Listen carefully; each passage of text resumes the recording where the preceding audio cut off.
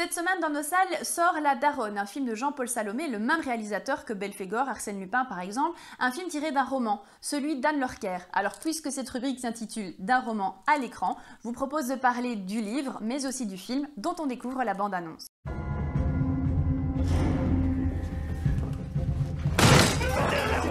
Elle est où l'interprète? L'interprète, bordel! Vous êtes en garde à vue pour trafic de stupéfiants.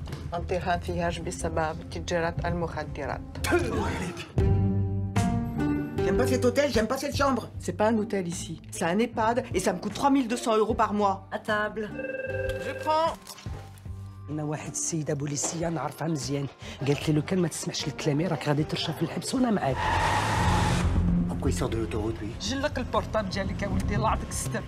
Mika, trouve-moi ce camion. Khadija, il y avait combien dans ce camion? Psaf, beaucoup. Il y avait au moins une tonne. Il est pas parti en fumée. Billets de banque et drogue, il est mignon celui-là. Il est où le shit de monsieur? Il cherche.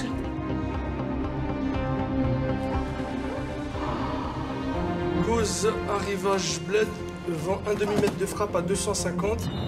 Ouais, on bouge là, frère. La galérance, elle est finie là. La galérance, elle est finie. أنا مدام بنت بركة ليا درت معك عندي سلة للبيع جاية من البلاد.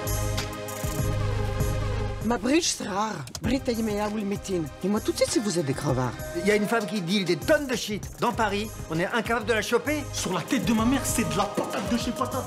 Ça fait toujours plaisir hein, quand le client il est content du produit. Tu sais pourquoi ces types t'ont frappé? Parce que ce shit là que tu leur vends, il est à eux. Il y a vraiment quelque chose de paradoxal chez toi. Hein. Bonjour. Tu dégages une confiance en toi, ça m'impressionne. Tu me fais penser à des mecs que j'ai de coffrer.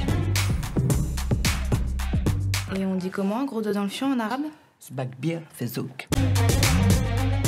Si La Daronne n'est pas la comédie de la semaine, on peut dire que Jean-Paul Salomé a fait un travail des plus corrects pour respecter le matériel de base qu'est le roman d'Anne Lorquer, La Daronne, qui porte le même nom que le film. Alors à quelques détails près, Isabelle Huppert a les cheveux au burn alors que la fameuse Daronne a les cheveux blancs, c'est un signe distinctif important.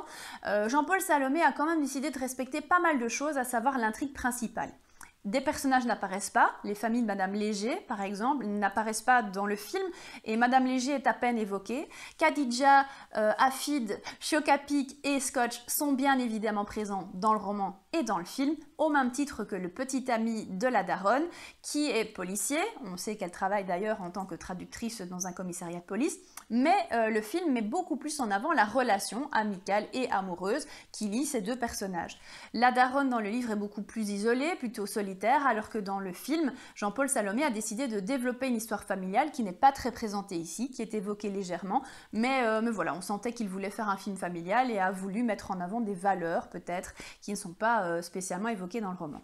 Le roman fait la part belle à l'histoire de Patience Portefeu, ici moins, dans le film c'est normal, 1h45, pour résumer un livre aussi dense finalement que celui-ci, ce n'est pas évident, mais on regrette peut-être parfois de ne pas avoir développé davantage le caractère de Patience qui n'est pas piquée des vers et qui est truculente véritablement dans la littérature d'Anne Lorquer.